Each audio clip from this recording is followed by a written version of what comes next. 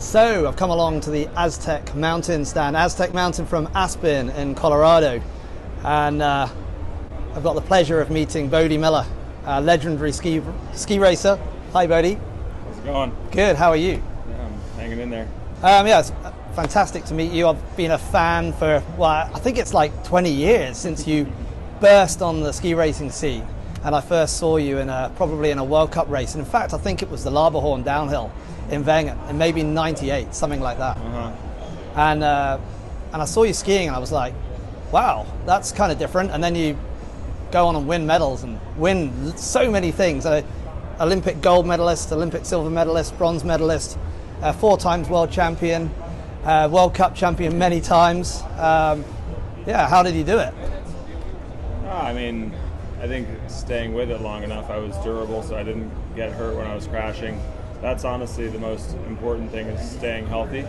And unfortunately for most people, when they try to stay healthy, that requires not skiing very fast or not taking very much risk. In my case, I took a lot of risk and learned very early how to crash and not get hurt. And I'm sure I was very lucky too to go through as many crashes as I did and not get hurt. But once you are able to figure that out, you are able to take big risk and push the limits, and you solve problems, and eventually once you start finishing, you're fast.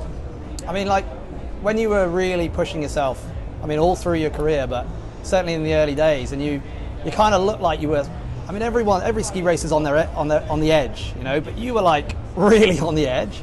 I mean, was that your strategy? Did you always go out there saying, I'm just going to push myself to the absolute limit of my abilities and see what happens?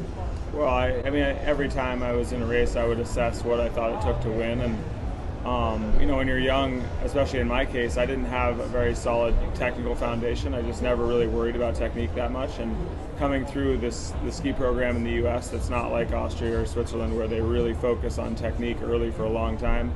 And so it required a much higher level of intensity for me to do well. I wasn't that good yet. I mean, as you see, it's not that common that young guys do really well. So I was still learning and developing, and I still wanted to try to win then. So yeah, I was taking, in that case, I had to take a lot of risk to be competitive. And when you combine taking a lot of risk, going really fast, and not great technique, you get what you got, which is, you know, it looks kind of ragged, but when it works, well, you got a winning formula. Well, in the end of the day, there's no judging in ski racing, so it was easy for me to justify.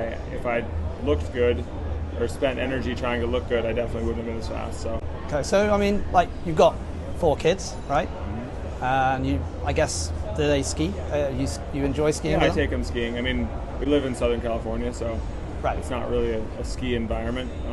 We go on ski trips, and I go on business trips where I take them with me, and so they've been on snow quite a bit, and they really enjoy it. But it's not like how I grew up, where I was on the mountain every day. Well, I mean, you know, your kids or any other kids, if you're giving them advice, I've got a daughter as well, and she enjoys skiing. I mean, would you say to them, just go out there and do your own thing, be your own style, or would you say, no, you need to get grounded in those ski techniques first properly? I mean.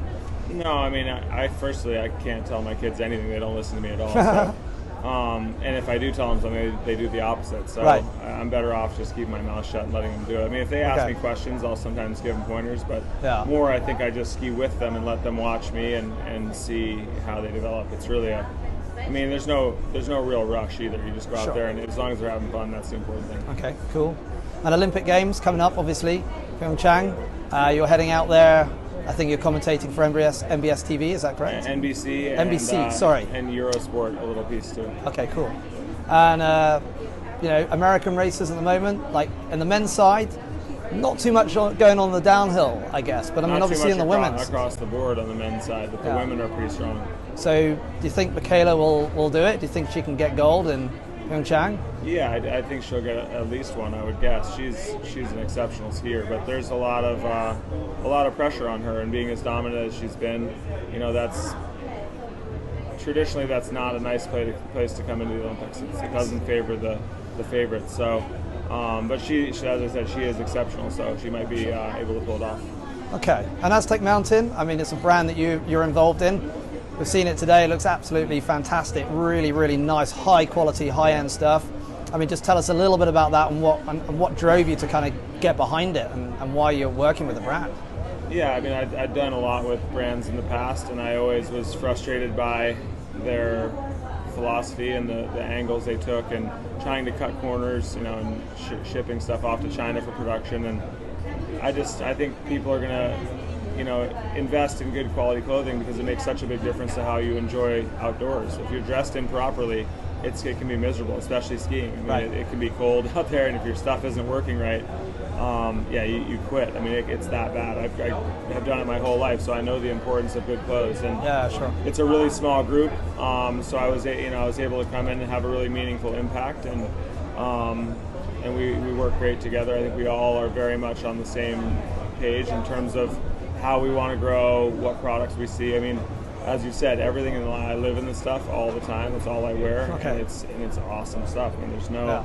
It makes it easy once you're retired. You get to choose what your sponsors are if you have something that lines up perfectly with your philosophy and your life, and that's the way this is. Cool. And just to finish off, in Europe, when you're skiing over here, I know you probably love Wenger, and seeing as you've had some great times there in the past, but is there any other ski area, or maybe it is Wenger? What's your favorite here in Europe?